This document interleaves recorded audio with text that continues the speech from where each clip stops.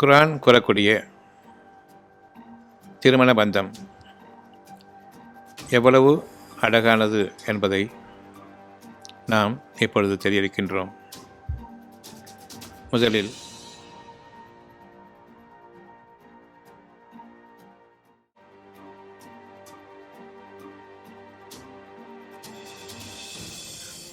பெண்களை நீங்கள் திருமணம் செய்வதற்கு முன்பாக அந்த பெண்கள் யார் என்பதை உங்களுக்கு அல்லாஹ் அறிவிக்கின்றான். அத்தியாயம் 2 223 வசனம். உங்கள் பெண்கள் உங்கள் விளைச்சல்கள் ஆவார்கள். பெண்கள் என்று இறைவன் கூறும்பொழுது உங்கள் பெண்கள் உங்கள் விளைச்சல்கள் ஆவார்கள். உங்களுடைய வாழ்க்கை மொத்தத்திற்கும் உரிய விளைச்சல்களை கொடுக்கக்கூடிய, உங்களுடைய தேவைகளுக்கு குறைவில்லாமல் கொடுக்கக்கூடிய அந்த மாபெரும் ஒரு இறைவனுடைய பாக்கியம் உங்கள் பெண்கள். ஆக அவர்களோடு நீங்கள் உள்ளட்சத்தோடும் உள தூய்மையோடும் அவர்களை அணுக வேண்டும். இது இறைவனுடைய கட்டளை. உங்களுடைய பெண்கள் உங்களுடைய விளைச்சல்கள் ஆவார்கள். எனவே உங்கள் விளைச்சல்களை விரும்புங்கள். அந்த பெண்கள் சம்பந்தமாக நாடுங்கள். உங்களுடைய பெண்களை விரும்பி அனுபவிங்கள் என்று கூறப்பட்டிருக்கின்றதா, அல்லது உங்கள் விளைச்சல்களை விரும்பி நாடுங்கள் என்று கூறப்பட்டிருக்கின்றதா? கவனிங்கள். அத்தியாயம் 2 வசனம் 223.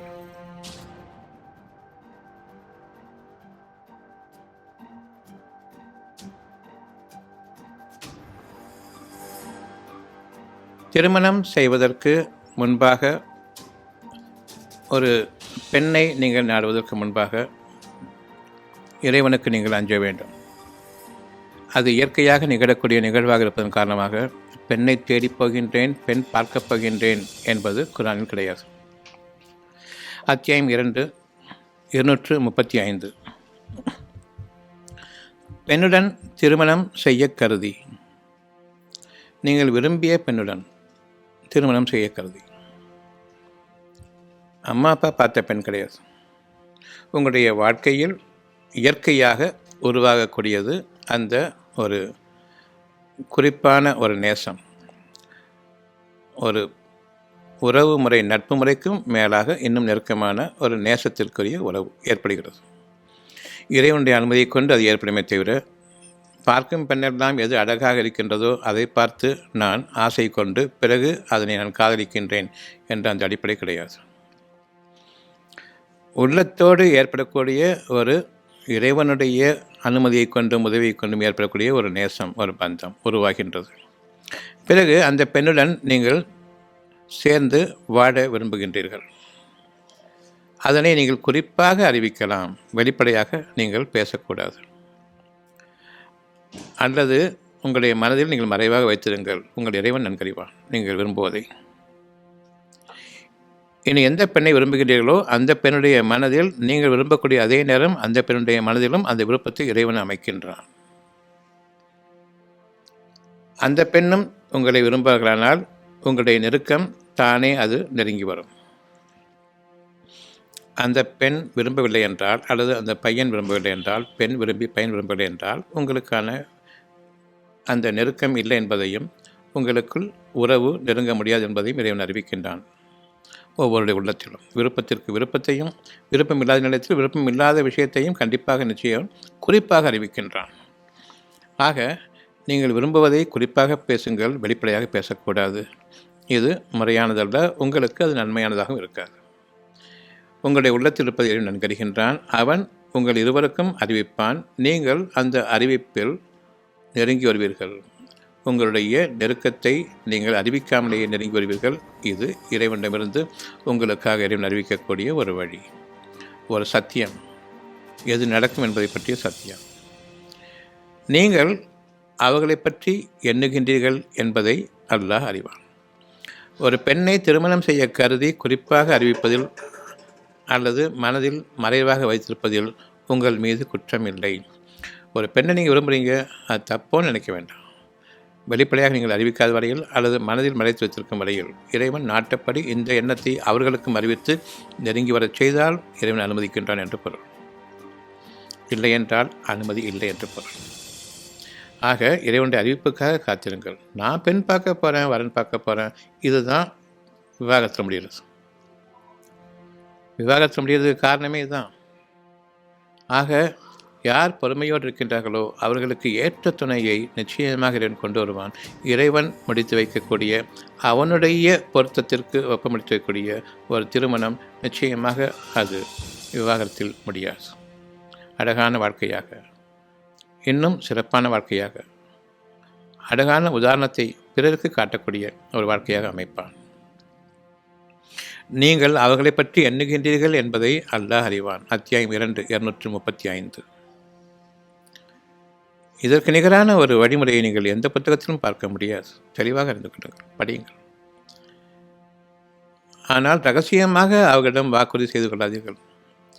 ரகசியமாக கூட சொல்ல வேண்டாம், வெளிப்படையாகவும் சொல்ல வேண்டாம். மனதில் மறைத்து வைத்திருந்தால் போதுமானது. அல்லாஹ் அறிவிப்பான். ஒரு பெண் பையனை விரும்புவதும், ஒரு ஆண் ஒரு பெண்ணை விரும்புவதும் இறைவன் நன்கறிகின்றான். உள்ளம் சம்பந்தமானது. உள்ளத்தில் மறைத்து வைத்திருக்கும் வரையில் பொறுமையை மேற்கொள்ளுங்கள். உங்களுடைய நாட்டத்தை இறைவன் நன்கறிவான். அதாவது நான் விரும்புவதை என் இறைவனிடம் அறிவித்து விட்டேன் என்பது அதற்கான பொருள். ஆனால் நீங்கள் சொல்லித்தான் ஆக வேண்டும் என்ற ஒரு நிலை இருக்குமானால், பல சூழ்நிலையின் காரணமாக நீங்கள் அவசரப்படுகிறீர்களானால் இதை பற்றி வழக்கத்திற்கு ஒப்பானதை நீங்கள் சொல்லலாம். எனக்கு விருப்பம் இருக்கின்றது, இறைவன் நாடினால் நடக்கட்டும், உறுதி செய்வதற்கில்லை என்று அதனையும் சேர்த்து சொல்லுங்கள். நீதான் வேண்டும், உன்னை விட்டால் கதி இல்லை என்ற அளவுக்கு பேசக்கூடாது. கொஞ்சம் நிதானமும் இருக்க வேண்டும், பொறுமையும் இருக்க வேண்டும். வழக்கத்திற்கு ஒப்பானதை பார்க்கலாம், இப்பொழுது சொல்வதற்கில்லை என்று அந்த முடிவை இறைவனிடம் ஒப்படைத்த நிலையில் பேசுங்கள். நீங்கள் இறைவனிடம் ஒப்படைத்து விட்டீர்கள், அவனுடைய உத்தரவுக்காக காத்திருக்கிறீர்கள் என்று பொருள். உறுதியாக உன்னை கல்யாணம் செய்து கொள்வேன் என்று சொல்ல வேண்டாம். அடுத்து, இன்னும் தவணை முடியும் வரை நீங்கள் திருமண பந்தத்தை பற்றி தீர்மானித்து விடாதீர்கள். ஒவ்வொரு விஷயத்திற்கும் இறைவனுடைய தவணை இருக்கின்றது. உறுதியாக நீங்கள் பெண்ணை விரும்புகின்றீர்கள் அல்லது பெண் பையனை விரும்புகின்றார். விருப்பம் இறைவனிடம் நிறைவேற இருக்கின்றது. அந்த தவணை முடியும் வரையில் நீங்கள் பொறுமையாக இருப்பீர்களானால் உங்களுடைய விருப்பத்தை அவன் நிறைவேற்றி வைக்கலாம். அல்லது உங்களுக்கு பொருத்தமில்லை என்று இருக்கும் பொழுது அந்த விருப்பத்திற்கு உங்களுக்கு அழகான சமாதானத்தை கொடுத்து, பையன் என்ன சொன்னாலும் சரி, மனசுக்கு பெரும் பாதகம் இல்லாமல் நீங்கள் தெரிந்து கொள்ளலாம். அதே போன்றே பையனுக்கும் சரி, அந்த பெண்ணு இல்லைன்னு சொல்லும் பொழுது பெருமளவு மனது பாதிக்காது. இதற்காக அவர்கள் வருத்தப்பட்டு தங்களுடைய வாழ்க்கையை தொலைந்து விட்டது என்று எண்ணவே மாட்டார்கள். அப்படிப்பட்ட ஒரு சூழ்நிலையை இறைவன் அமைப்பான். இறைவனுக்கு அஞ்சிக் கொள்ளுங்கள்.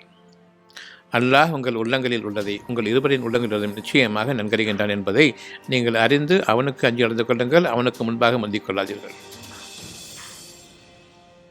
இறைவனுடைய விருப்பத்தை நீங்கள் கேளுங்கள். அவன் விருப்பத்திற்கு நான் வாழ வேண்டும் என்று விரும்புங்கள். நீங்கள் எந்த பெண்ணை விரும்புகின்றீர்களோ, எந்த பையனை விரும்புகிறீர்களோ, அவர்களை விட சிறந்தவர்களாக அவன் உங்களுக்கு கொண்டு வருவான். அவர்கள் இதற்கு பொருத்தமில்லாதவர்களாக இருக்கும் பொழுது, உங்களுடைய விருப்பங்கள் இல்லை என்று ஆகும் பொழுது அறிந்து கொள்ளுங்கள், இதைவிட சிறப்பானதை அவன் உங்களுக்காக தயாரித்து நிலையில் வைத்திருக்கின்றான். உங்களுக்காக சுத்தப்படுத்தி வைத்திருப்பது நீங்கள் விரும்புவதை காட்டிலும் அழகானது என்பதையும் அறிந்து கொள்ளுங்கள். நிச்சயமாக அல்லாஹ் மன்னிப்பவன். இவற்றை எல்லாவற்றையும் மீறி நீங்கள் வரன் பார்த்து விட்டீர்கள், அல்லது பெண்ணுடன் நீங்கள் குறிப்பாக அறிவிக்காமல் வெளிப்படையாக சொல்லிவிட்டீர்கள், அல்லது உறுதிமொழி கொடுத்து விட்டீர்கள். இவ்வளவுக்கும் மீறி நான் தவறு செய்துவிட்டேனே என்று இந்த அடிப்படையை கொண்டு எண்ணும் பொழுது மன்னிக்கின்றான். நிறைவேற்றி கொண்ட அந்த திருமணத்திற்கு அவன் உதவியும் வருகிறது, அருளும் வருகின்றது.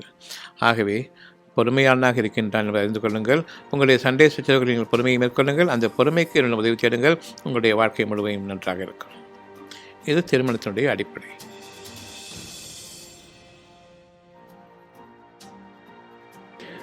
ஆண் தன்னுடைய சம்பாத்தியத்திலிருந்து பெண்ணுக்கு கொடுக்க வேண்டிய வாழ்க்கைக்கான திருமணத் தொகை, இது டவுரின்னு சொல்லும். நம்முடைய வழக்குப்படி பெண்ணிடமிருந்து ஆண் வாங்குவான். வெட்கக்கேடு, தரித்திரம், சாபக்கேட்டுக்குரியது. ஒரு காலம் அந்த பெண் அந்த கணவனை மதிக்க மாட்டாள். இறைவன் நன்கறிவான், நீங்கள் அறிய மாட்டீர்கள்.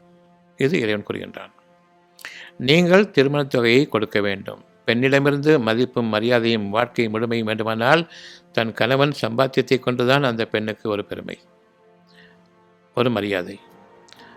அப்பா வீட்டிலேருந்து உட்காந்து சாப்பிட்டுட்டு இருக்கான், அப்படிங்கிறது ஒரு பெண்ணுக்கு ஒரு நன்னடத்தையுள்ள கணவன் கிடைத்திருக்கின்றான் என்ற அடிப்படை கிடையாது, மரியாதையும் இருக்காது. ஆக திருமணத்திற்கு நீங்கள் உங்களுடைய பொருள்களிலிருந்து உயர்வானதை, அழகானதை ஒரு திருமணத் தொகையாக, வாழ்க்கை முழுமைக்கும் பயன்படக்கூடிய ஒரு தொகையாக நீங்கள் உங்களுடைய அடையாளத்தில் காண்பிக்க இருக்கின்றீர்கள். ஒரு டவுரி கொடுக்குறீங்க, வரதட்சணை கொடுக்குறீங்க. இது வாழ்நாள் முழுமைக்கும் தொடர வேண்டும். இது இறைவனுடைய கட்டளை. எவ்விதமாக குடும்பம் நடத்த வேண்டும் என்பது இறைவனுடைய கட்டளை. ஆக உங்களுடைய மனதில் வைத்துக்கொள்ள வேண்டும், நீங்கள் நிச்சயம் செய்யும் பொழுது பெண்களுக்கு நீங்கள் உங்களுடைய திருமணத் தொகையை கொடுக்க வேண்டும். ஆண் பெண்ணுக்கு கொடுக்க வேண்டும். பெண்ணிடமிருந்து ஆண் ஒரு நயா பைசா கூட வாங்கக்கூடாது. அப்படி வாங்கினால் அது இறைவனிடமிருந்து ஆசீர்வாதம் பெற்ற ஒரு திருமணம் இல்லை. அங்கு கூடியிருப்பவர்கள் 1000 பேர் அந்த திருமணத்திற்கு ஆசீர்வாதம் செய்தாலும் சரி, அது திருமணம் இல்லை. அவர்கள் ஆசீர்வதிக்கப்பட்டவர்கள் இல்லை என்பதை அறிந்து கொள்ளுங்கள். பெண்ணிடமிருந்து ஆண் ஒரு நயா பைசா வாங்கினாலும் அந்த திருமணத்திற்கு இறைவனுடைய செய்வு கிடையாது.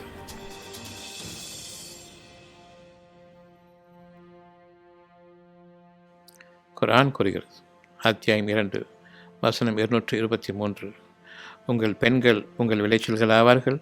எனவே உங்கள் விளைச்சல்களை விரும்புங்கள், பெண்ணை விரும்பாதீர்கள். அந்த பெண்களிடம் அது உள்ளது. பயபக்தியோடும் உள தூய்மையோடும் அவர்களுக்கே தூய்மையானவர்களாகவும் இப்பொழுது அவருடைய மனதை நாடுங்கள். முதலிரவு வந்துவிட்டது, நேரம் குறிக்கப்பட்டு விட்டது. 11 மணி உங்களுடைய வீடு கொடுதல் என்ற அந்த ஒரு வைபவம். 12 மணிக்கு 11 மணிக்கு அந்த நேரம் வந்தவுடன் நீங்கள் உடலை முடித்துக் கொள்ளுங்கள் என்று கூறக்கூடிய அந்த அடிப்படையில் கிடையாது. முதலில் மனதை விரும்ப வேண்டும், மனதிற்கு சுகம் கொடுக்க வேண்டும், மனதிற்கு ஆதரவளிக்க வேண்டும், இறைவனுக்கு பயப்பட வேண்டும், பிரார்த்தனையோடு இருக்க வேண்டும்.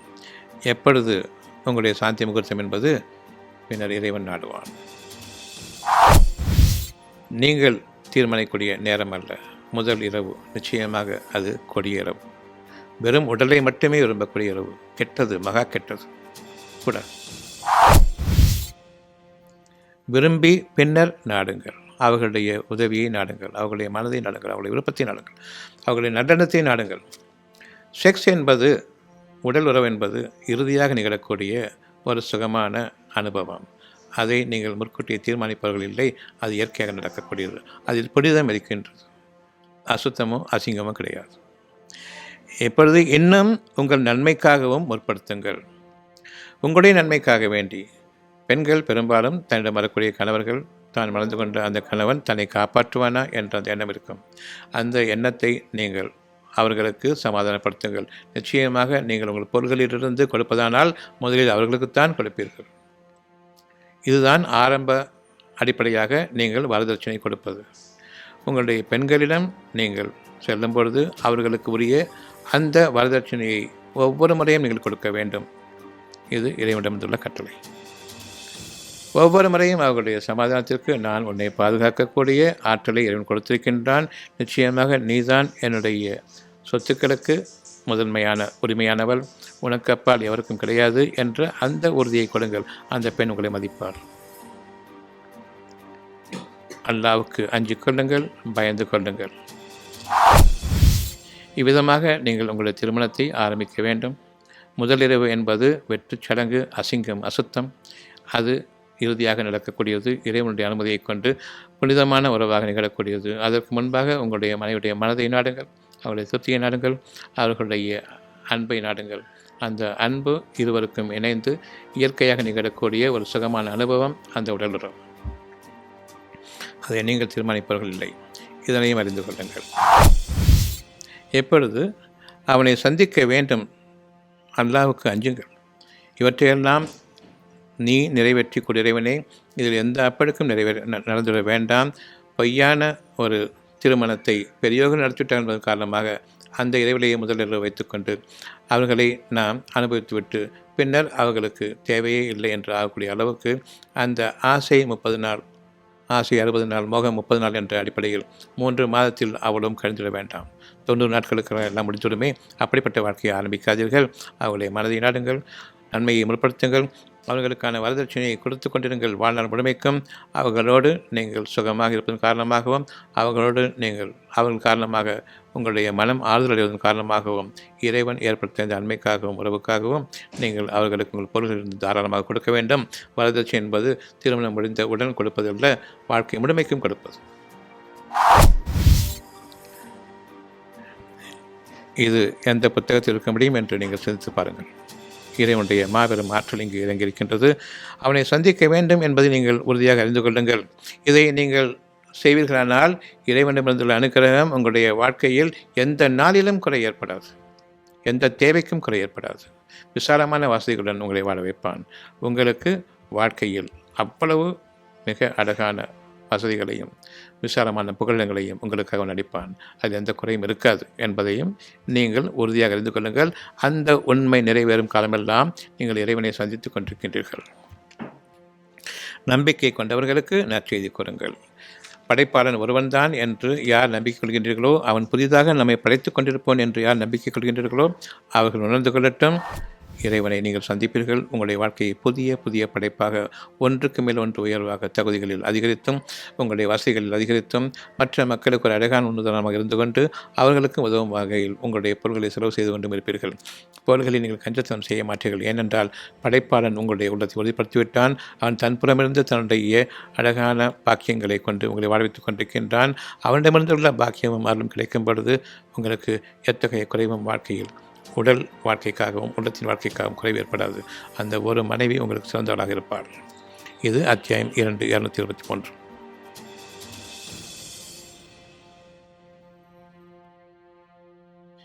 கல்யாணம் பண்ணி குழந்தையெல்லாம் பெற்றதுக்கு அப்புறமா எனக்கு வாழ பிடிக்கலைன்னு சொல்லக்கூடிய விவாகரத்தை நம்ம பார்த்துருக்குறோம். இங்கு இறைவன் கூறுகின்றான். அத்தியாயம் 2 236. பெண்களை நீங்கள் நெருங்கும் முன் அல்லது அவர்களுடைய திருமணத் தொகையை நிச்சயம் செய்வதற்கு முன் விவாகரத்து செய்தால் உங்கள் மீது குற்றமில்லை. பெண்களை நீங்கள் நெருங்குவதற்கு முன்பாக அல்லது அவர்களுடைய டௌரி கொடுப்பதற்கு முன்பாக விவாகரத்து செய்தால், இது ஒரு விவாகரத்து, வேண்டான்னு சொல்கிறது. பெண்ணை பார்க்கறதுக்காக போயிட்டு அப்புறமா எனக்கு வேண்டான்னு சொன்னால், நீங்கள் பெண் பார்க்க போகிறீங்க, உங்களுடைய சிஸ்டர் மாதிரி பார்க்க போல, அவர் பிரதர் மாதிரி பார்க்குறதுக்கு அந்த பெண் அங்கே நிற்கலை. எனக்கு வரக்கூடிய வருங்கால கணவர் அப்படிங்கிற மாதிரி தான் அந்த பெண் உங்களை பார்க்கும். வெளி உலகத்தில் பிரதர்ஸ் அண்ட் சிஸ்டர்னு சொல்லுவோம். ஆனால் இந்த வகையில் நம்ம போகும்போது, பெண் பார்க்க போகும்பொழுது, பெண்ணுக்கு அந்த பையனை பார்க்கும்போது என்னுடைய வருங்கால கணவர். அதே மாதிரி ஆணும் சரி, சிஸ்டரை பார்க்க போகல, வருங்கால மனைவியை பார்க்க. அப்படி போகும்பொழுது அந்த பெண்ணுக்கு பையனை பிடிச்சிருக்கலாம், அல்லது பையனுக்கு பெண்ணை பிடிச்சிருக்கலாம், அல்லது 2 பேருக்குமே பிடிச்சிருக்கலாம், 2 பேருக்குமே பிடிக்காமே போகலாம். எல்லா விதமான சாத்தியக்கூறுகளும் உண்டு. அந்த பெண்ணை நான் நிச்சயம் செய்வதற்கு முன்பாக எனக்கு பிடிச்சிருக்குது அப்படின்னு சொல்லும் பொழுது, அந்த பெண்ணுக்கும் பிடிச்சிருந்துன்னு சொன்னால், இது திருமணம், 2 மனங்கள் சேரக்கூடியது. அவங்களுக்கு திருமணம் ஆகிவிட்டதா, இனிமேல் தான் ஆகணுமா? ஞானங்கள் அடிப்படையில் பேசுங்க. எப்படி தன்னுடைய உள்ளத்தில் என்னுடைய கணவனாக பாவித்து பிடிக்கிறது என்று கூறினாலோ அப்படியே இவனும் கூறினானோ, அந்த நேரத்தில் அது திருமணமா அல்லது உடல் சம்பந்தப்பட்டதா? திருமணம் முடிந்துவிட்டது. அந்த பெண்ணை இனி நிச்சயம் செய்ய வேண்டும். திருமணம் இப்பொழுது நடக்க இருக்கின்றது. நான் விரும்பிவிட்டேன், திருமணம் நடக்க வேண்டும். இதற்கிடையில் காலங்கள் நகர்ந்து கொண்டிருக்கின்றன. இது இறைவனின் தவணை காலங்கள், இறைவனுடைய தவணை காலங்கள். இந்த தவணை காலத்தில் என்ன நிகழும் என்பதை இறைவன் அறிவிக்கின்றான். அத்தியாயம் 2 226. அந்த தவணைக்கு முன்பாக நீங்கள் அவசரப்பட்டு கூறிவிடலாம், நான் உன்னை திருமணம் செய்து கொள்ள விரும்புகின்றேன், உன்னை விட்டால் எனக்கு வாழ்க்கை இல்லை என்று பலவிதமாக நீங்கள் பேசுவீர்களே, அப்படி அதனை இன்னும் பேசியிருக்கலாம். ஆனால் தவறு செய்துவிட்டோம் என்று வருந்தும் போது இறைவன் மன்னிக்கின்றான். பிறகு நீங்கள் இந்த திருமணத்திற்கு இதுவரையில் விரும்பி கொண்டிருந்த அந்த மனப்பான்மை மாறி எனக்கு இது வேண்டாம் என்று தோன்றுகிறது. நீங்கள் அந்த பெண்ணிடம் கூறுகின்றீர்கள், எனக்கு இந்த திருமணத்தில் எனக்கு பிடித்தமில்லை என்று கூறுகின்றீர்கள். ஆக நிச்சயமாகிவிட்டது. நீங்கள் ஒருவருக்கொருவர் உங்களுடைய உள்ளங்களை பரிமாறிக்கொண்டீர்கள். நீங்கள் கணவன் மனைவிகளாக ஆகிவிட்டீர்கள். இன்னும் அது நிறைவேறவில்லை. உள்ளத்தின் அளவில் இணைந்த பிறகு இப்பொழுது நீங்கள் கூறுவது தலாக். பார்க்க போய் 2 பேருக்குமே பிடித்திருந்து பிறகு எனக்கு பிடிக்கவில்லை என்று போகும்பொழுது அது தலாக். அதுவும் திருமணம் முடிந்ததாகத்தான் கருத்தில் கொள்கின்றான் இறைவன்.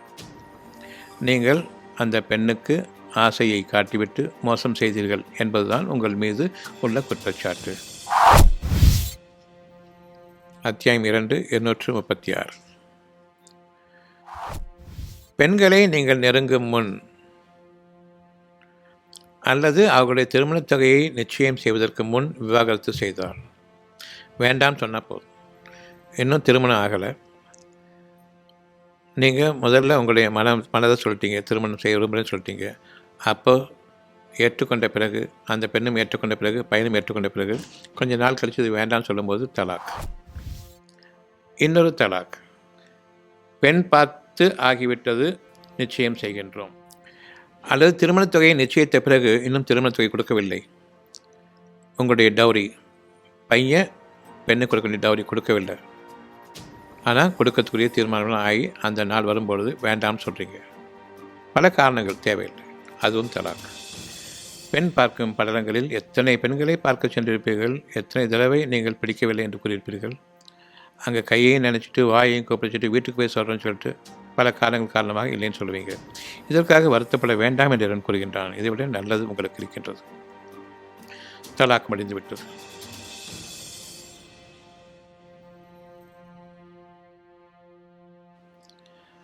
இப்பொழுது தலாக் செய்துவிட்டால் நீங்கள் செய்ய வேண்டிய காரியம் என்ன?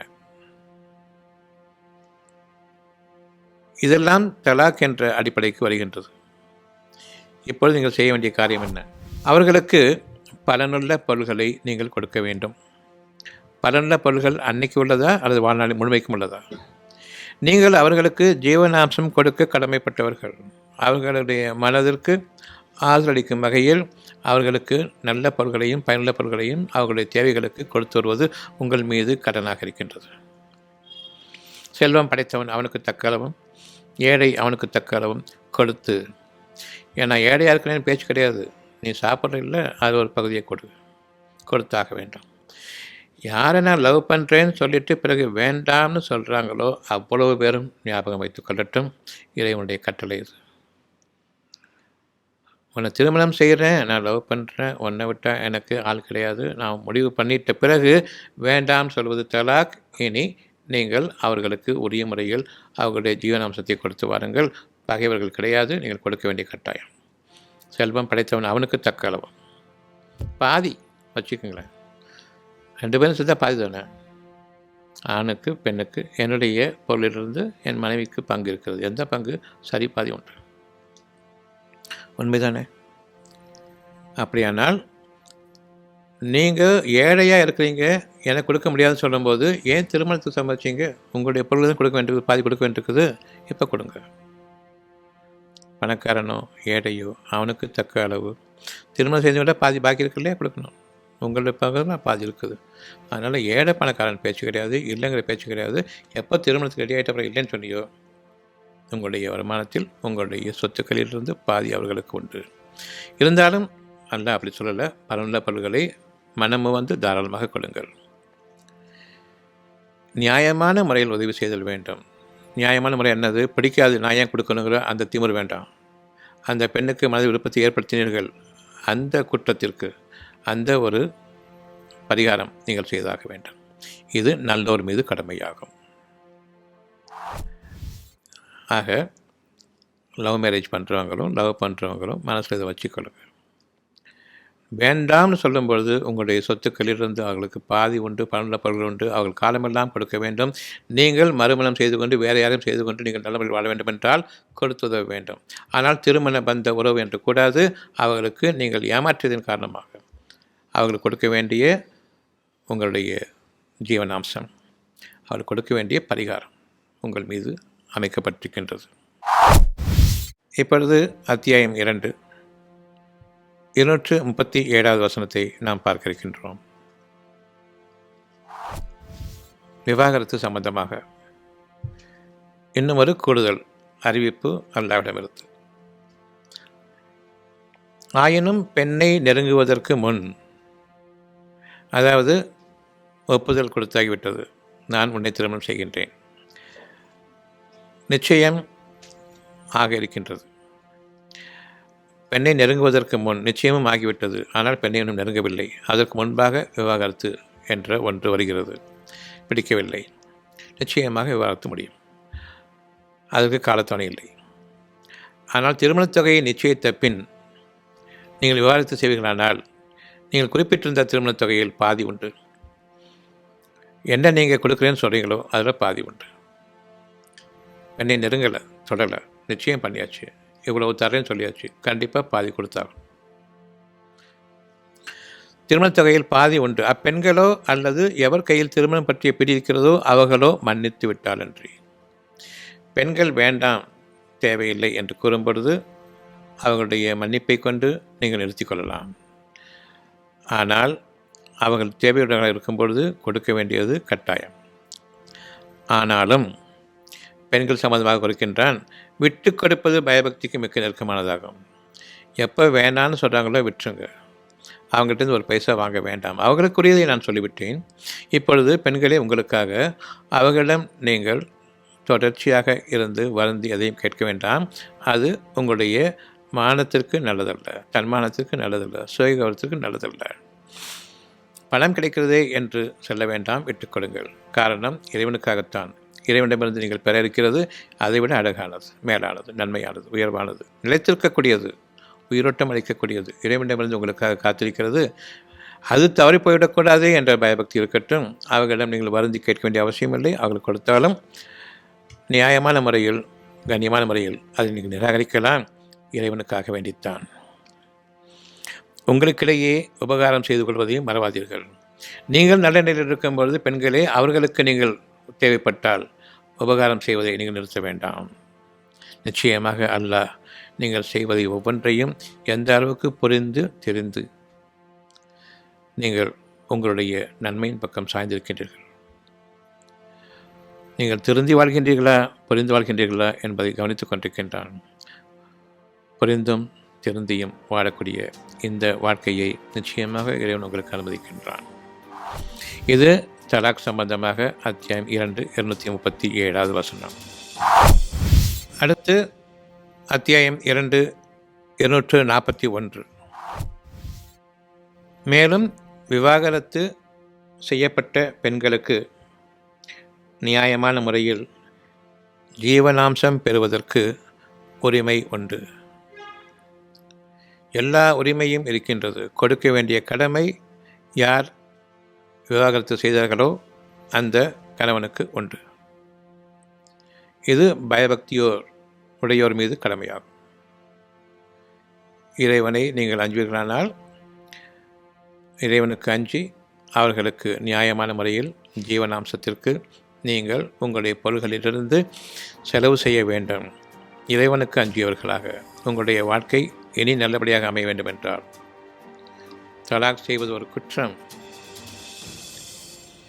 ஆண் தலாக் செய்யும் பொழுது ஆக நீங்கள் அவர்களுக்கு ஜீவனாம்சம் கொடுங்கள். ஆண்கள் தலாக் செய்யும் பொழுது அவர்கள் மீது குற்றமாகின்றது. பெண்களை பற்றி இறைவன் தலாக் செய்யும் பொழுது தலாக் செய்தால் என்ன என்பதை அடுத்தது பார்ப்போம். ஆனால் அது ஒரு சிறிய பகுதி. அவர்களுக்கு மிக பெரும் மன்னிப்பு உண்டு இறைவன் மூலமாக. ஆனால் ஆண்களுக்கு அவ்விதமாக அல்ல. நீங்கள் தெளிவாக உணர்ந்து கொள்வதற்காகவே அல்லாஹ் உங்களுக்கு தன்னுடைய நல்லுபதேசங்களை இவ்வாறு கூறுகின்றான். அத்தியாயம் 2 242. நீங்கள் தெளிவாக உணர்ந்து கொள்வதற்காகவே அல்லாஹ் தன்னுடைய நல்லுபதேசங்களை உங்களுக்கு விளக்குகின்றான்.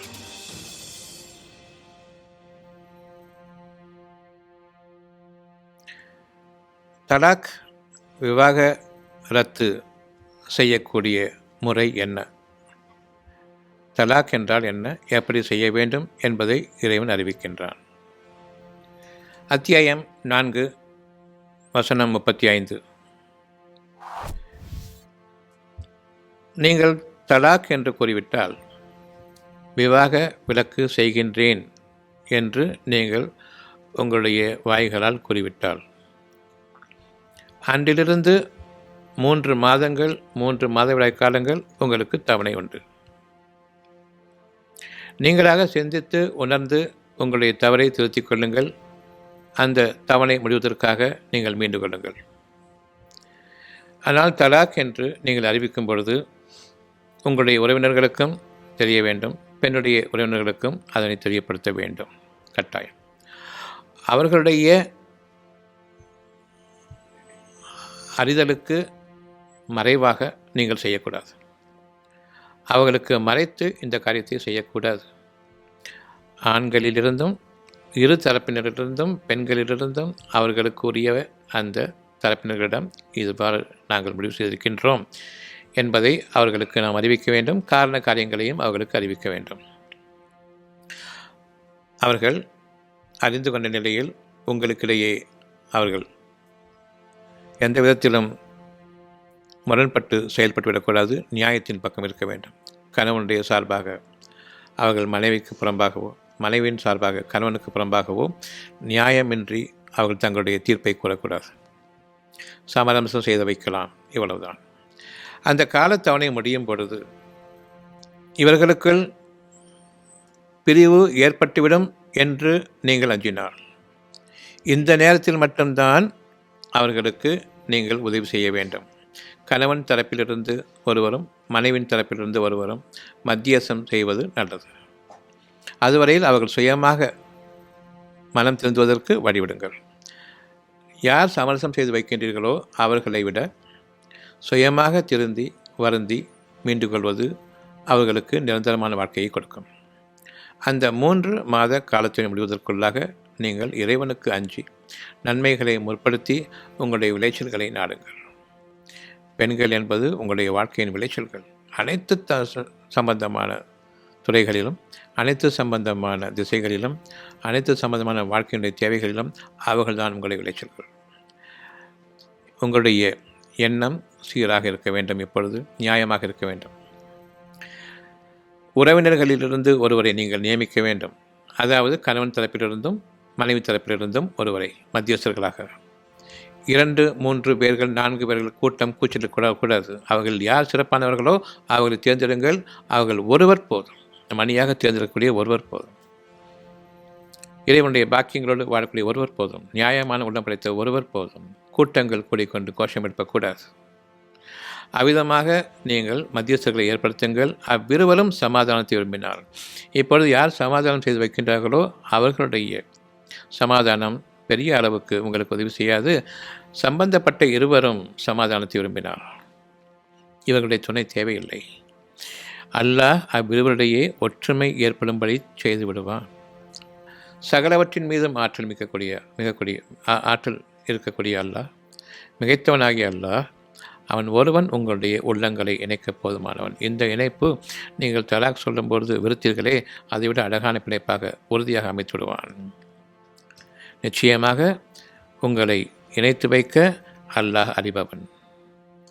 உங்களுடைய உள்ளத்தில் இருக்கக்கூடிய நியாயத்தையும் சத்தியத்தையும் உணர்கிறவனாகவும் இருக்கின்றான்.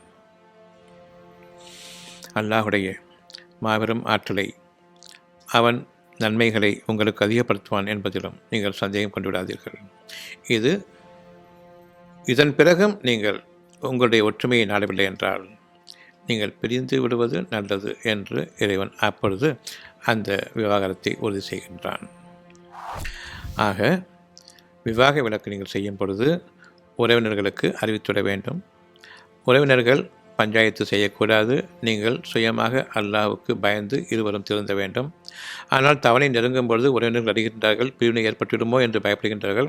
அந்த சமயத்தில் உறவினர்களிலிருந்து ஒருவரை நீங்கள் இரு தரப்பினரிலிருந்தும் ஏற்றுக்கொள்ள வேண்டும். அவர்களுடைய சமரசத்தை நீங்கள் காது கொடுத்து கேட்க வேண்டும், நியாய உணர்வுகளை சிந்திக்க வேண்டும்.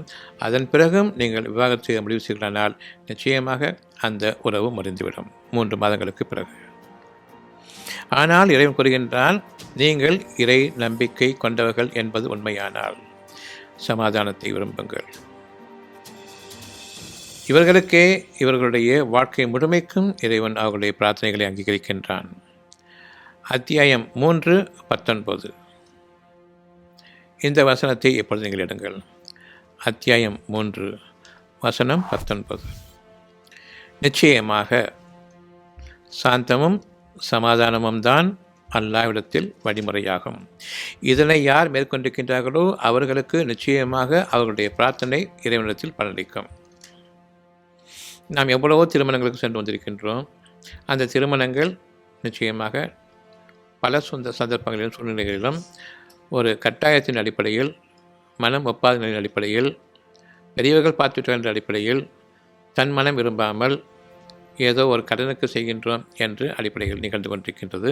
அதில் ஏகப்பட்ட பேரங்கள், மனைவிடமிருந்து பெறக்கூடிய அவ்வளவு சொத்து சுகங்களையும் அனுபவிக்க கணவன் ஆசைப்படுகின்றான், வருங்கால கணவன் ஆசைப்படுகின்றான்.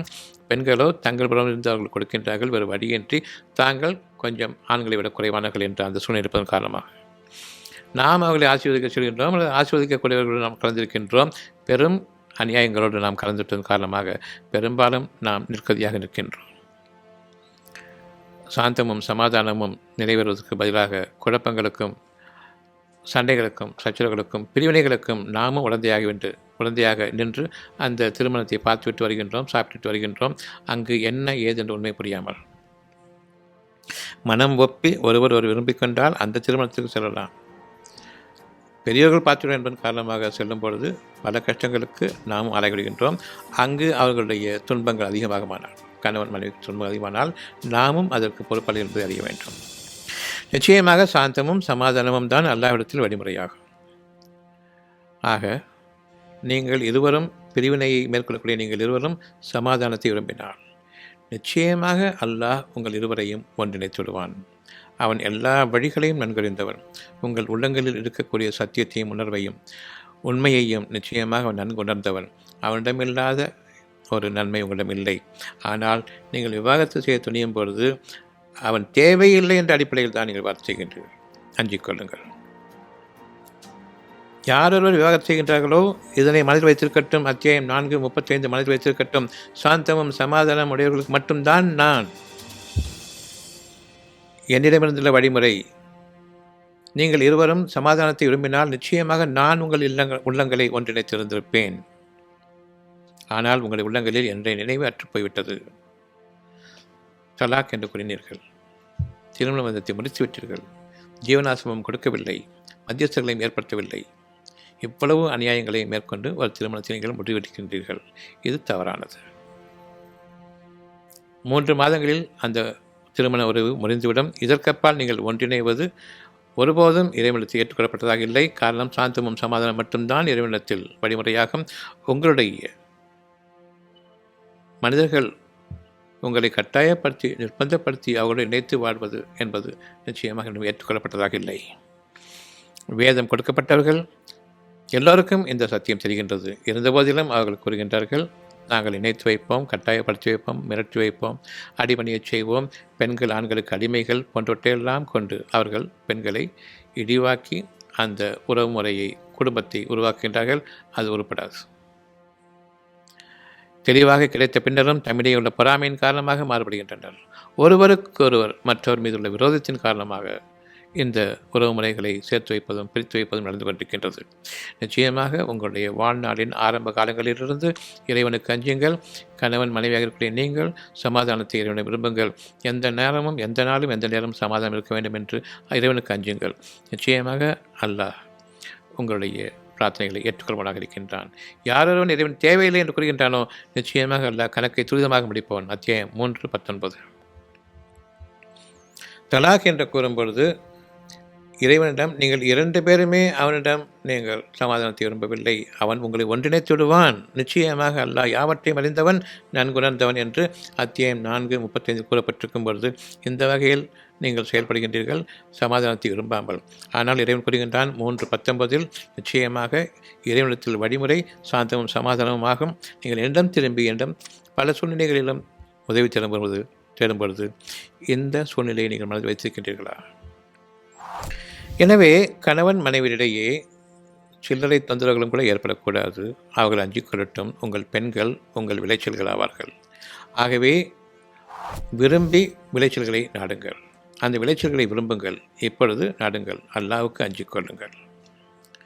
நீங்கள் செய்ய வேண்டிய கடமைகளில் இறைவனுக்கு அஞ்சுவர்களாக உங்களுடைய மனைவியை பற்றி நீங்கள் முறையிடுவதோ, உங்களுடைய மனைவியை பற்றி நீங்கள் தவறாக பேசுவதோ ஒரு காலம் இறைவனிடம் அனுமதிக்கப்பட்டதாக இல்லை.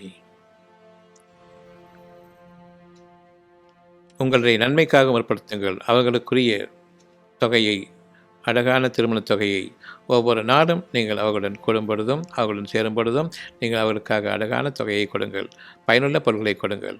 அவனை சந்திக்க வேண்டும் என்பதை அஞ்சிக் கொள்ளுங்கள். கொடுக்கவில்லை என்றால் பெரும் பாதகங்கள் பின்னால் ஏற்பட்டிருக்கின்றன என்பதையும் அஞ்சிக் கொள்ளுங்கள். உறுதியாகவும் அறியுங்கள். நம்பிக்கை கொண்டவர்களுக்கு இது நற்செய்தி கூறுகிறார்கள் என்று கூறுகின்றான். இது தலாக்கினுடைய விதிமுறைகள். தலாக் என்பது பிரிந்தால் மட்டும்தான் என்பதில்லை. ஒரு நாள் முகத்தை திருப்பிக் கொண்டாலும் அதனை இறைவன் வெறுக்கின்றான். 2 நாட்கள் 3 நாட்கள் என்று திருப்பும் பொழுது இறைவன் வெறுக்கின்றான். அவனிடம் நீங்கள் சமாதானத்தை விரும்பவில்லை. உங்களுடைய பெருமை மிஞ்சிவிட்டது. அவனிடம் நீங்கள் சமாதானத்தை விரும்புகிறானால் நிச்சயமாக வாழ்நாள் முழுவதும் ஒருவர் முகம் ஒருவர் நோக்குவதை அவ்வளவு அன்பாகவும் அவ்வளவு அழகானதாகவும் இறைவன் அமைத்திருப்பான். உங்களுடைய பெருமை நிச்சயமாக இறை உணர்வை உங்களை விட்டும் நீக்கிவிட்டது. இறைவனும் உங்களை நிச்சயமாக அன்போடு நோக்குவதில்லை என்பதையும் பயந்து கொள்ளுங்கள். ஆண்களுடைய விஷயம் இவ்வாறு இருக்க, பெண்களை பற்றி என்ன என்ற அடுத்த கேள்வி இருக்கின்றது. பெண்களை பற்றி நாம் அவர்களை பற்றி தவறாக பேசும் பொழுது, பஞ்சாயத்து என்று ஆரம்பிக்கும் பொழுது இறைவனுடைய அறிவிப்பு அத்தியாயம் 4 127வது வசனம். அத்தியாயம் 4 127வது வசனம். உம்மிடம் பெண்கள் பற்றி கேட்கின்றார்கள். அவங்க மட்டும் என்ன ரொம்ப ஒழுங்கான்னு கேட்குறாங்க. அவங்க தப்பு செஞ்சால் என்ன பண்ணுறதுன்னு கேட்குறாங்க. அவங்கள பற்றி நீங்கள் விசாரிக்க மாட்டீங்களான்னு கேட்குறாங்க. ஒரு தடவை பட்சமாக தான் நீங்கள் முடிவு செய்யலான்னு கேட்குறாங்க. பெண்கள் பற்றி உம்மிடம் கேட்கின்றார்கள். நீர் கூறும் அவங்களை பற்றி அல்லாஹ் உங்களுக்கு தீர்ப்பு கூறுவான். ஒரு வார்த்தை பேசாதீங்க பெண்களை பற்றி, இவ்வளவுதான். அவர்களை பற்றி அல்லாஹ் தீர்ப்பு கூறுவான். நிச்சயமாக பெண்களை பற்றி அறிந்தவர்கள் நீங்கள் இல்லை. ஆனால் உங்களை பற்றி ஒரு உலகத்துக்கெல்லாம் தெரியும். நீங்கள் யார், ஆண்கள் யார் என்பது ஒரு உலகத்திற்கு தெரியும். ஆண்களுக்கும் பெண்களுக்கும் உள்ள வித்தியாசம், ஆண்கள் செக்ஸ் உணர்வை அதிகமாக கொண்டிருப்பார்கள். ஆனால் பெண்ணோ அவர்களுக்கு செக்ஸ் 2ஆம் தரம். முதலில் செக்யூரிட்டி. தன்னை காப்பாற்றுவானா, ஒழுங்கானவனா, நம்பலாமா, இதுதான் அவர்களுடைய கேள்வி. ஆண்களுக்கோ நம்ப வைத்து கழுத்தல் சுடலாம், அனுபவிச்சுட்டால் போதும் என்ற அந்த அடிப்படை பொதுவாக நான் பேசுகிறேன். இது அடிப்படையாக உள்ளத்தில் யாரொருக்கும் இருக்கக்கூடியது. ஒரு செகண்டில் தவறாக பேசுகிறாங்க தன்னுடைய பெண்ணை பற்றி. ஆனால் பெண்களோ பொறுமையாளர்கள். அவ்வளவு சீக்கிரமாக தன் கணவனை பற்றி தவறாக வெளியில் பேச மாட்டார்கள். இவ்விதமாக ஆண்களுக்கும் பெண்களுக்கும் இருக்கக்கூடிய மாற்றங்களையும் ஆண்களுக்கும் பெண்களுக்கும் இருக்கக்கூடிய மனதின் தன்மைகளையும் இறைவன் அறிந்திருக்கிறதை தவிர ஆண்களாகிய நீங்கள் ஒருபோதும் மதிப்பவர்கள் இல்லை. ஆக பெண்கள் பற்றி உம்மிடம் முறையிட்டால் நீங்கள் கூறுங்கள், நிச்சயமாக அவளை பற்றி அல்லாஹ் தீர்ப்பு கூறுவான், நீங்கள் அடங்குங்கள் என்பது. ஆகவே பெண்கள் பற்றி குறை கூறுவதற்கு எதுவுமே இல்லை. அவ்வாறு குறை கூறுவதற்கு நீங்கள் அஞ்சிக் கொள்ளுங்கள். அல்லாஹ் அவர்களை பற்றி அறிவித்து விட்டான். அத்தியாயம் 2:223. அவர்கள் உங்களுடைய விளைச்சல்கள், உங்களுடைய வாழ்நாளின் விளைச்சல்கள். அவர்கள் அதை அறிந்து கொள்ளுங்கள். பயபக்தியோடு இருங்கள். அவர்களிடம் நீங்கள் நாடுங்கள். நன்மையை முற்படுத்துங்கள். அல்லாஹ்வுக்கு அஞ்சிக் கொள்ளுங்கள். இவ்வளவு இருக்கும்பொழுது செக்ஸ் என்று ஒன்றாம் முதலுக்கு வரும். அது எங்கேயும் காண போயிடுமே. என்றைக்கே நடந்தால் சரின்னு சொல்லிட்டு நாம் அப்படி இல்லை. ஆக பெண்கள் பற்றி முறையிடுவதற்கு நாம் அருகதையும் மனிதர்களாக இருக்கக்கூடிய நாம், ஆண்களாகிய நாம் அவர்களை பற்றி எதுவும் பேசுவதற்கு கொஞ்சமும் அருகதையற்றவர்கள், தகுதியில்லாதவர்கள். இறைவன் விரும்பவும் மாட்டான். இறைவனுக்கு அச்சமும் இல்லை. யார் இறைவனுக்கு விரோதமாக செயல்படுகின்றார்களோ அவர்கள் நிச்சயமாக பெண்களை பற்றி தவறாக பேசுவார்கள். தங்கள் பெண்களை பற்றி அவர்களுடைய விளைச்சல்கள் எல்லாம் அழிந்து போகும். எனவே அவர்களுக்கு பெரும் நஷ்டங்களும் கஷ்டங்களும் வேதனைகளும் வாழ்க்கையில் பெரும் துன்பங்களும் ஏற்பட்டுவிடும் என்பதை அவர்கள் அஞ்சிக் கொள்ளட்டும். இப்பொழுது தலாக் சம்பந்தமாக இன்னும் ஒரு விஷயம். அத்தியாயம் 65 வசனம் 1. அத்தியாயம் 65 வசனம் 1. நபியே.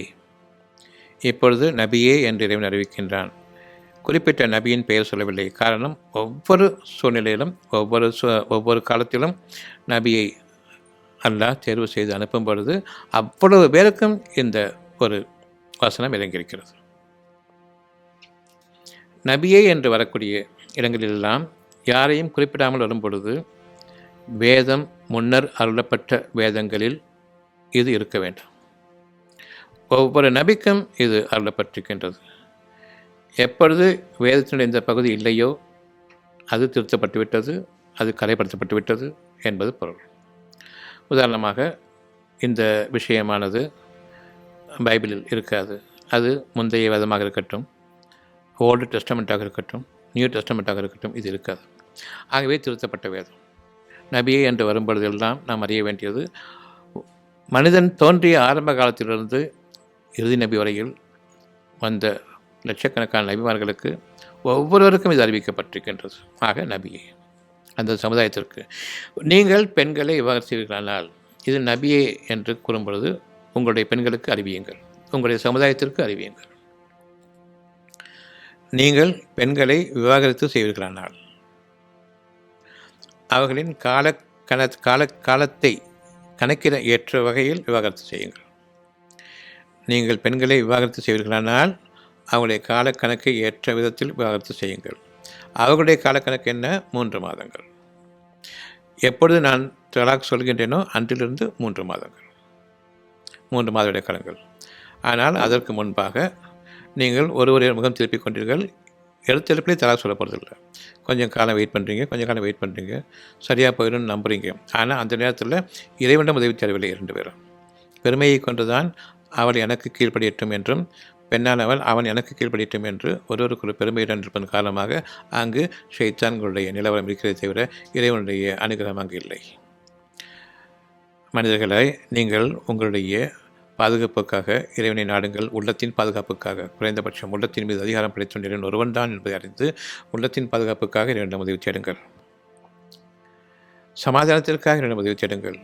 அந்த ஒரு சமாதானத்திற்கு புறம்பாக வேறு எந்த விதமான நெருக்கமும் இறைவனிடம் செல்லாது, சமாதானத்தை விரும்பாத வரையில், அதாவது நான் பணிவை மேற்கொள்ளாத வரையில், என்னுடைய பெருமையை கைவிடாத வரையில் எந்த விதமான பிரார்த்தனையும் இறைவனிடம் செல்லுபடி ஆகாது என்பதை தெளிவாக உணர வேண்டும். இது சத்தியத்தின் அடிப்படை. அதனையும் மீறி இறைவனுக்கு அவனுடைய பொருத்தத்திற்கு ஏற்புடையவர்களாக இல்லாத நிலையில் நீங்கள் செய்வீர்களானால் குறைந்தபட்சம் 3 மாத காலத்தை கணக்கிட ஏற்ற வகையில் விவாகரத்து கூறுங்கள். விவாகரத்து கூறும் பொழுது இறைவனுக்கு அஞ்சுங்கள். தவறு செய்கின்றீர்கள், அவ்வளவுதான். விவாகரத்து என்பது சாதாரண விஷயம் அல்ல. தவறுக்கு அஞ்சுங்கள். அதனையும் மீறி உங்களுடைய பெருமைதான் முக்கியம் என்று நீங்கள் கருதுகிறானால் அப்பொழுதுதான் நீங்கள் இறைவனுக்கு தான் மேலானவர்கள் என்று கருதி கொண்டு விவாகரத்து செய்கிறீர்கள். விவாகரத்து செய்வோர் யாராக இருந்தாலும் சரி, நிச்சயமாக அவர்கள் இறைவனுடைய அனுகிரகத்தில் விலகிவிட்டார்கள் என்பது பொருள். எப்பொழுது நீங்கள் விவாகரத்து செய்யலாம் என்றால் பகிரங்கமான மானக்கேடானதை செய்தால் தவிர, ஓப்பன் இன்டீசன்சி அவங்கள்ட்ட இருந்தால் தவிர, யாருக்கும் கவலைப்படாமல் மானக்கேடான அந்த பாதைகளில் அவர்கள் சென்றால் தவிர நீங்கள் விவாகரத்து செய்வது என்பது இறைவனுக்கு அச்சமே இல்லாமல் நீங்கள் விவாகரத்து செய்கின்றீர்கள். ஆனால் பெரும்பாலான மனிதர்கள் தங்களுடைய மனைவிகளை விவாகரத்து செய்யும் பொழுது கணவன் வீட்டில் உள்ளவர்கள் அவருடைய நடத்தைகளை பற்றி குறை சொல்லித்தான் விவாகரத்து செய்வார்கள். அனுமானங்களை கொண்டும் சில விஷயங்களை கொண்டும் நடத்தை பிசகியவள் என்ற அடிப்படையில் பெரும்பாலான மக்கள் விவாகரத்து செய்வதை நாம் பார்த்து கொண்டிருக்கின்றோம். இறைவன் கூறுவதும் அதுதான். உண்மையிலேயே அப்படி இருந்தால் அதை செய்யுங்கள். ஆனால் கதை கட்ட வேண்டாம். உள்ளத்தில் இருப்பதையெல்லாம் நீங்கள் உங்களுடைய அனுகூலத்திற்கு ஆக்கிக்கொண்டு, சாதகமாக ஆக்கிக்கொண்டு, அதை உண்மை என்பது போல் நீங்கள் சித்தரித்து உங்களுடைய கற்பனைகளை கொண்டு அவளை விவாதம் செய்யாதீர்கள். இருந்த போதிலும் இறைவனிடம் பாவமன்னிப்பு தேடுங்கள். அப்படி நீங்கள் அவர்களை விவாகரத்து செய்வீர்களானால் மானக்கேடு என்ற இல்லை என்பதையும், பொய்யாகவே நீங்கள் மானக்கேடானவளாக இருக்கின்றால் என்று நீங்கள் குறை கூறி விவாகரத்து செய்தாலும் சரி, அது உண்மை இல்லை என்று அறியும் பொழுதும் அங்கு விவாகரத்து முறைப்படி நடந்தாக வேண்டும். 3 மாதங்கள். அந்த 3 மாதங்கள் நீங்கள் பொறுத்திருந்து விவாகரத்து செய்வீர்களானால், ஒன்றே ஒன்று, அவர்கள் பகிரங்கமான மானக்கேடை செய்திருந்தால் தவிர நீங்கள் அவர்களுடைய வீடுகளை விட்டு வெளியேற வேண்டும். எந்த வீட்டில் வசிக்கின்றார்களோ அது அவர்களுடைய வீடு. எந்த வீட்டில் நீங்கள் குடும்பத்தை நடத்தினீர்களோ அது அவர்களுடைய வீடு, உங்கள் வீடு அல்ல. ஆக இறைவன் கூறுவது, கணவன், அதாவது ஒரு ஆண் பெண்ணுக்கு கொடுக்க வேண்டிய திருமண தொகை, வீடு முக்கியமாகிறது, வாழும் இடம் முக்கியமாகின்றது. அந்த வாழும் இடத்தை நீங்கள் அவர்களுக்கு கொடுக்காமல், அவர்களை கண்ணியப்படுத்தாமல், அவர்களுக்கு அமைதி கொடுக்காமல், அவர்களுக்கு ஆதரவளிக்காமல் நீங்கள் அவர்களை திருமணம் செய்ய முடியாது. இப்பொழுது நீங்கள் இவ்வாறு செய்யும்பொழுது அவர்களுடைய வீடுகள் அது வெளியேற வேண்டும். நீங்கள் அப்பா அம்மா எல்லா கூட இருக்கிறீங்க, உங்களுடைய வீடுகளில் அவங்கள தங்க வச்சு அவங்களுடைய வீடாக அது அமையுது. எங்கே நீங்கள் வீடு கூட்டுறீங்களோ அங்கே அது அவர்களுடைய வீடு. உங்களுக்கு பிடிக்கவில்லை என்றால் நீங்கள் வெளியேற வேண்டும். உங்களுடைய அப்பா அம்மாவுக்கு பிடிக்கலன்னு சொன்னால் அவங்களும் வீட்டை விட்டு வெளியேறணும். இது இறைவனுடைய விதி. தலாக் என்று கூறும்பொழுது பெண்ணுடைய மாமனாரும் மாமியாரும் அறிய வேண்டும். அவர்களும் கணவனோடு சேர்ந்து தன்னுடைய பிள்ளையோடு சேர்ந்து வீட்டை விட்டு வெளியேற வேண்டும் என்பதை. அந்த பெண்கள், தலாக் கூறப்பட்ட அந்த பெண்கள் அவர்களின் வீடுகளிலிருந்து நீங்கள் வெளியேற்றாதீர்கள், அவர்களும் வெளியேறலாகாது. இவையே அல்லாஹ்வின் வரம்புகள். தலாக் சொல்லும் பொழுது இவ்வளவு விஷயங்களையும் நீங்கள் கவனிக்க வேண்டும். இதற்கப்பாலும் நீங்கள் தலாக் என்று கூறுகிறானால் 3 மாதத்திற்கு பிறகு அந்த தலாக் முடிவடைகின்றது. இப்பொழுது நீங்கள் சுதந்திரமானவர்கள். நீங்கள் விரும்பி ஏற்கும் மனைவிமார்களை பெண்கள் தடுக்கக்கூடாது. பெண்கள் விரும்பி ஏற்கும் கணவன்மார்களை ஆண்கள் தடுக்கக்கூடாது. விதிக்கப்பட்ட வரம்புகள். எவர் அல்லாஹ்வின் வரம்புகளை மீறுகின்றாரோ, அதற்கு பின்னரும் அவர்களுக்கு கல்யாணம் ஆகக்கூடாது என்று தடுக்கின்றார்களோ, தவறான பேச்சை பேசிக் கொண்டிருக்கின்றார்களோ, இருவரும் ஒருவர் மீது ஒருவர் பொறாமையை கொண்டவர்களாகவும் வாழவிட மாட்டேன் என்ற அந்த அடிப்படையை கொண்டும் யார் வரம்பு மீறுகின்றார்களோ அவர்கள் அறிந்து கொள்ளட்டும், தமக்குத்தாமே அநியாயக்காரர்கள். இவர்களுக்கு வேறு யாரும் தீங்கு செய்ய வேண்டியதில்லை. அவர்களை அடித்துக்கொள்ள அவர்களே போதுமானவர்களாக இருக்கிறார்கள். ஆனால் இதன் பின்னர் அவர்கள் மனம் திறந்துவிட்டார். நிச்சயமாக அல்லாஹ் ஏதாவது ஒரு வழியை அவர்களுக்கு உண்டாக்கிவிடுவான். நீங்கள் அறிய மாட்டீர்கள், அல்லாஹ் அறிகின்றான். இது தலாக் என்ற ஒரு அத்தியாயமே இருக்கின்றது. அதனுடைய அத்தியாயம் 65 முதல் வசனம்.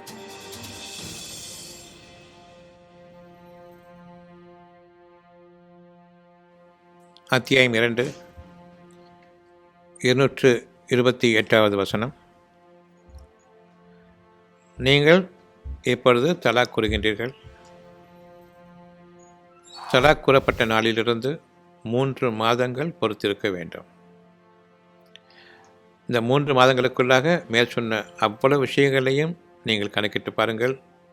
உங்களால் தலாக் கூற முடியுமா என்று, ஒரு தலாக் கூற முடியுமா என்று நீங்கள் சிந்தித்து பாருங்கள். முடியவே முடியாது. இறைவனை ஒதுக்கிவிட்டு இறைவன் வேண்டாம் என்று, அல்லாஹ் எனக்கு தேவையில்லை என்று மட்டும்தான் இந்த தலாக் செய்ய முடியுமே தவிர மற்றபடி உங்களால் தலாக் கூற முடியாது. ஆக அதனையும் மீறி 3 மாதங்கள் என்று இருக்கும்பொழுது சண்டையையும் சச்சரவையும் விட நீங்கள் பிரிந்துவிடுங்கள் என்று அல்லாஹ் கூறுகின்றான். அந்த ஒரு வார்த்தையை ஏற்றுக்கொண்டு நாம் பிரிகின்றோம். குறைந்தபட்சம் அதுக்கு அடிபணிந்தோம், சண்டை இல்லாமல் பிரிஞ்சுப்போம். பிரிந்த பிறகு நீங்கள் ஒருவருக்கு மற்றவர் உரிய முறையில் ஜீவனாம்சம் கொடுத்து உதவுங்கள். யாருக்கு திருமணம் பற்றி பிடி இருக்கிறதோ, யாருக்கு வசதி இருக்கிறதோ அவர்கள் ஒருவர் மற்றவருக்கு கொடுத்தாக வேண்டும் தாராளமாக. அது கணவன் தரப்பிலிருந்தோ மனைவி தரப்பிலிருந்தோ யார் வேண்டுமானாலும் கொடுக்கலாம், தவறில்லை. ஆனால் கணவன் தரப்பிலிருந்து கொடுக்க வேண்டியது கட்டாயமாக இருக்கின்றது. மனைவி தரப்பிலிருந்து தன்னுடைய வசதியின் காரணமாக கொடுத்தால் குற்றமில்லை. இதன் காரணமாகத்தான் தலாக் முடிந்த பிறகு மீண்டும் நீங்கள் இணைய நாடுகின்றீர்கள், ஒருவருக்கொருவர் இன்னும் உபகாரம் செய்வதன் காரணமாக. இறைவனுடைய வரம்புகளை மீறாததன் காரணமாக இறைவனுடைய புறத்தில் உங்களுக்கு மீண்டும் இணை வைப்பதற்காக வேண்டி 3 மாதங்களுக்கு பிறகு பிரிந்துவிடுங்கள், ஒருவரை பற்றி எண்ண வேண்டாம். இருந்த மாதிரியும் உங்களுடைய மனதில் அவர்களை பற்றி ஒரு எண்ணம் இருக்கின்றது, வேண்டும் என்று விரும்புகின்றீர்கள், பொறுத்திருங்கள். நீங்கள் ஒருவருக்கு உபகாரம் செய்து கொண்டிருங்கள். உங்களுடைய அந்தரங்க தேவைகளை விட்டுவிட்டு மனதின் அடிப்படையை கொண்டு அழகான உறவுகளை மேற்கொள்ள வேண்டும் என்ற அந்த ஒரு உணர்வை இறைவன் பெருக்குவான். ஜீவனாம்சம் என்ற ஒன்றை கொடுக்கவில்லை என்றால் உறுதியாக உறவு முடிந்துவிடும். ஒருவருக்கொருவர் தங்களுடைய பொருள்களிலிருந்து இறைவனுக்கு பயந்து விளைச்சல்களை நாடி பெண்களுக்கு கொடுக்காவிட்டால் ஒரேடியாக முடிந்து போகும். ஆக நீங்கள் ஜீவனாம்சம் கொடுக்க வேண்டியது உங்கள் மீது கடமையாகும். இதையாவது மேற்கொள்ளுங்கள். இப்பொழுது இறைவனுக்கு அஞ்சிக் கொள்ளுங்கள். அழகான பொருள்களை நீங்கள் ஒருவருக்கு கொடுத்து உதவுங்கள், பலர்ந்த பொருட்களை கொடுத்து உதவுங்கள். உங்களுடைய வாழும் காலமெல்லாம் கொடுத்து வாருங்கள். மீண்டும் உங்களுடைய பிணைப்பை நாடுவான். நீங்கள் மீண்டும் திருமணம் செய்ய வேண்டியதை இறைவன் விரும்புகின்றான். எனவே நீங்கள் மீண்டும் விரும்பினால் திருமணம் செய்து கொள்ளுங்கள்.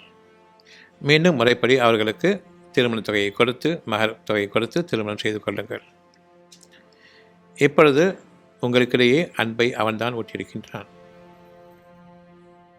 இது பின்னர் மீண்டும் கசக்கும் பொழுது உங்களுடைய பெருமையின் காரணமாகவே, இறைவனுக்கு அஞ்சவில்லை என்பதன் காரணமாகவே, இறைவனுடைய வரம்புகளையும் சட்டத்திட்டங்களையும் நீங்கள் படித்து உணர்ந்து அறியவில்லை என்பதன் காரணமாகவே மீண்டும் பிரிகின்றீர்கள். 2வது முறை நீங்கள் தலாக் கூறுகின்றீர்கள். இப்பொழுதும் கூறுகின்றான், உங்களுக்கிடையே பயனுள்ள பொருட்களை கொடுத்து வாருங்கள். மீண்டும் அவன் உங்களை சேர்த்து வைக்க நாடுகின்றான். இது இறைவனுடைய ஏற்பாட்டில் உள்ளது. பயனுள்ள பொருட்களை கொடுத்து வாருங்கள் என்ற காரணம் வேறு திருமணத்திற்கு சென்றுவிடக்கூடாது, இவர்களை நான் மீண்டும் இணைத்து வைக்க விரும்புகின்றேன். உங்களுடைய அடிப்படை அந்தரங்கமாக இருக்கக்கூடிய மிக கீழான அந்த உறவை விட்டுவிட்டு மனதின் அளவில் உயர்ந்து அவர்களை நீங்கள் மனம் கொண்டவர்களாக ஆக்குவதற்காக வேண்டி, அவர்களும் உங்களுடைய மனதை விரும்புகளாக ஆக்க வேண்டி இறைவன் வழியை உங்களுக்காக உருவாக்குகின்றான். 2ஆம் முறையும் நீங்கள் திருமணம் செய்ய வேண்டும் என்பதற்காக வேண்டி அவன் உங்களோடு பொறுமையாக இருக்கின்றான். இன்னும் உங்களை அவன் கைவிட்டுவிடவில்லை. ஜீவனாம்சம் கொடுங்கள். அவர்கள் ஜீவனாம்சம் பெறுவதற்கு உரிமையுள்ளவர்கள். நீங்கள் கொடுக்க வேண்டிய கட்டாயத்தில் உள்ளவர்கள். உங்களுக்கிடையே வழி ஏற்படுத்துவான். ஒருவருக்கொருவர் நிச்சயமாக மன வெறுப்பு கொண்டு திரும்ப வேண்டாம். இறைவன் நாடக்கூடிய ஒரு காரியம் அங்கு இல்லாமல் ஆகிவிடும். நீங்கள் மறுமணம் செய்ய வேண்டும். நல்லதாக போய்விட்டது என்று அடுத்த வழி கல்யாணம் செய்வது என்பதை இறைவன் விரும்பவில்லை. அப்படி விரும்பினால் இங்கு கொடுங்கள் என்று கூற மாட்டான். யாரை நீங்கள் திருமணம் செய்கிறீர்களோ அந்த பெண்ணும் விடாது. ஏன் கொடுக்கின்றீர்கள்? பெரும் பிரச்சனைகள் ஆகிவிடும். ஆக நீங்கள் அந்த 3 மாதத்திற்கு பிறகு அவர்களுக்கு உரியதை கொடுத்து வாருங்கள். நீங்கள் விரும்புங்கள். உங்களுக்கிடையே ஒற்றுமையை அவன் நிச்சயமாக ஏற்படுத்துவான். நீங்கள் மறுமணம் செய்து கொள்ள முடியும். மறுமணம் செய்வது இறைவனுடைய பேரருட்கொடை. அதன் பின்னரும் நீங்கள் தலாக் சொல்கிறீர்களானால் 2வது முறை தலாக் முடிந்துவிட்டது. இப்பொழுதும் கூறுகின்றான், நீங்கள் அவர்களுக்கு உரியதை கொடுத்து வாருங்கள். உரியதை கொடுத்து வாருங்கள். இப்பொழுதும் உங்களை கல்யாணம் பண்ணுறதுக்கு யாரும் இருக்க மாட்டாங்க. 2 முறை இவன் தலாக் செஞ்சிட்டான், இவன் ஒழுங்காக வச்சுருக்க மாட்டான், உறுப்பெல்லாம் பரப்பியிருப்பாங்க. நீங்கள் வேறொரு பெண்ணை திருமணம் செய்தாலும் உங்களை பற்றிய தகவல் தெரிந்திருந்து தங்களுடைய இயலாமையின் காரணமாக, தங்களுடைய நிலைமையின் காரணமாக உங்களுக்கு அவர்கள் ஏழை பெற்றோர்கள் கல்யாணம் செய்து கொடுப்பார்கள் தவிர மற்றபடி மனம் இருந்து கொடுக்க மாட்டார்கள். நீங்கள் அதனை பயன்படுத்தி கொண்டு அடுத்து திருமணம் செய்வதை முயலக்கூடாது. ஆக நீங்கள் 2 முறைகள் தான் நீங்கள் தலாக் செய்ய முடியும். தலாக் என்பது நீங்கள் 2 முறைகள் மட்டுமே கூற முடியும், அதற்கு மேல் கூற முடியாது. ஆக தவணை முடிவதற்குள்ளாக ஏற்றுக்கொள்ளுங்கள். இதனுடைய வாக்கு. 2வது தவணையும் 3 மாத காலங்கள். அதற்குள்ளாக ஏற்றுக்கொள்ளுங்கள். அவ்விதமாக நீங்கள் ஏற்றுக்கொள்ளவில்லை என்றால் அந்த 3வது முறையும் முடியும் பொழுது இனி இறைவன் உங்கள் மீது நாட்டம் கொள்ள மாட்டான். எதுவரையில் என்றால் அவர்கள் வேறொரு கணவனை மணந்து அவர்களும் அவர்களை விவாகம் செய்துவிட்டால் தவிர உங்களிடையே இணக்கத்தை நாட மாட்டான். ஏனென்றால் நீங்கள் வரம்பு மீறுவதையே உங்களுடைய வாழ்க்கையாக்கி கொண்டீர்கள். திருமணத்தை ஒரு விளையாட்டாகவும் வேடிக்கையமாக்கிக் கொண்டீர்கள். உங்களுடைய பிள்ளைகளை பற்றி நீங்கள் கவனிக்கவும் இல்லை, அவர்களை பற்றி நீங்கள் இரக்கம் கொள்ளவும் இல்லை, அவர்களுக்காக நீங்கள் நினைந்து வாழவும் இல்லை. பெரும்பாலான தம்பதியர்கள் தங்களுடைய குழந்தைகளுக்காக வாழ்கின்றார்கள், ஆயுள் முடியும் வரையில். அந்த அளவுக்கு கூட இறைவனுடைய அனுகிரகம் உங்கள் மீது இல்லை. ஆக நீங்கள் உங்களுடைய இறைவனுடைய திருப்தியிலிருந்து விலகிவிட்டீர்கள். அவர்களுக்கு நிச்சயமாக இறைவன் வேறு அழகான, உண்மையுள்ள, நம்பிக்கையுள்ள, இன்னும் இறை அடிமையாக இருக்கக்கூடிய ஒரு மனிதனை நாடிவிட்டான். அவர்களோ இவர்களை விவாகரத்து செய்ய மாட்டார்கள். ஆகவே நீங்கள் அவர்களை மனமுடிக்க முடியும் என்று ஒருபோதும் எண்ணக்கூடாது, எண்ணவும் முடியாது. உங்களுக்கு கிடைப்பவர்களாகவும் இல்லை. எனவே 2 தவணைகள் தான் என்று கூறிய பிறகு இனி ஒரு தவணை இருக்கிறது. 3வது முறையும் முடிந்த பிறகு ஃபைனலாக நிற்கிறோம். 3வது முறையும் தவணை செய்து நாம் விவாகரத்து செய்துவிட்டால் நமக்கு இனி கிடையாது என்ற அந்த கடைசி காலம் ஒட்டி கொண்டிருக்கின்றது. நீங்கள் பாதுகாத்துக் கொள்ள வேண்டும். 3வது தலாக் இல்லை என்று கூறுகின்றோம்.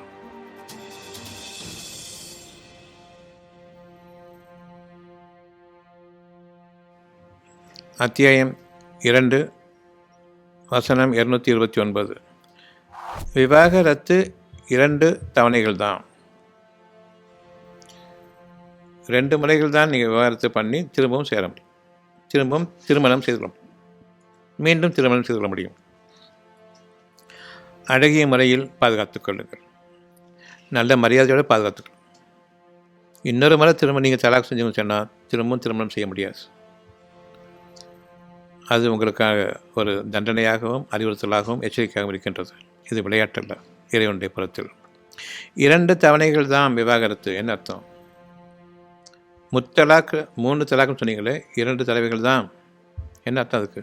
ஒரே சமயத்தில் 2 தடவை சொல்கிறதா, 3வது சேர்க்கலாங்கிறதா, அல்லது ஒரு முறை திருமணம் செய்து விவாகரத்து முடிந்த பின்னர் சில காலம் கழித்து மீண்டும் 2வது முறை நீங்கள் திருமணம் செய்யலாம். அந்த முறையில் திருமணம் செய்யும் பொழுது இறைவன் கூறுகின்றான், 2 தவணைகள் முடிந்துவிட்டன. ஒழுங்கான முறையில், அழகான முறையில் பாதுகாத்துக் கொள்ளுங்கள். இதனையும் மீறி நீங்கள் உங்களுடைய அந்த தலாக் கூறுகிறானால் 3வது முறை இன்னும் கடுமையான எச்சரிக்கை. இதற்கு பிறகு தலாக் சொல்லுவது, மீண்டும் இணைவதற்கு ஒருபோதும் உங்களுக்கு அதிகாரம் இல்லை, இணையவும் முடியாது. இது சட்டம், இறைவனிடமிருந்துள்ள சட்டம். அழகிய முறையில் பாதுகாத்துக் கொள்ளுங்கள், அல்லது நன்மையான முறையில் இருவரும் சுதந்திரமாகுங்கள். எவ்வளவு அழகான பேச்சு! திருமணம் செய்வது, விவாகரத்து என்பது சுதந்திரமாகுங்கள். உங்களுக்கு விரும்பிய கணவன்மார்களையும் மனைவிமார்களையும் நீங்கள் தேர்ந்தெடுத்துக் கொள்ளுங்கள். ஆனால் சண்டை சச்சரவுகளில் ஆக்கிக்கொண்டு திருமண பந்தத்தை ஒரு விளையாட்டாகவும் வேடிக்கையாக கொண்டிருக்காதீர்கள். இது இறைவனிடமிருந்துள்ள ஒரு கட்டளை. விவாகரத்து 2 தவணைகள் தான் கூற முடியும். என்ன அர்த்தம்? 3வது முறை விவாகரத்து கூற முடியாது, கூறக்கூடாது. இறைவன் அஞ்சுகிறானால்